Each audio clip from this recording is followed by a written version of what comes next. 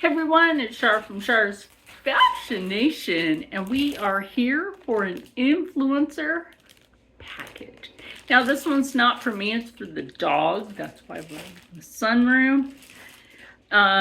So if you have a cat or a dog, they will sometimes give you the chance to test a toy or a product. So let's get into this. So this is the toy. I think this is adorable. Look what Grandma got for you. Already? We kind of need her back. Okay, she is a little grumpy thing. Biscuits is outside. But as you can see, she loves her new toy. Oh, really?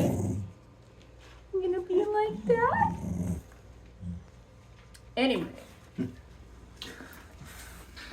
So she does love the toy, as you can see. And get a couple of pictures of her while we're doing the video. And it does have a squeaker. Hopefully she won't ruin this toy. But are you a happy little girl? So anyway, you saw how happy the pup was. Biscuits doesn't seem to be too scared of her anymore. But anyway, stay happy, stay healthy, stay positive, and as always, stay blessed. And I'll see you in the next one. Bye.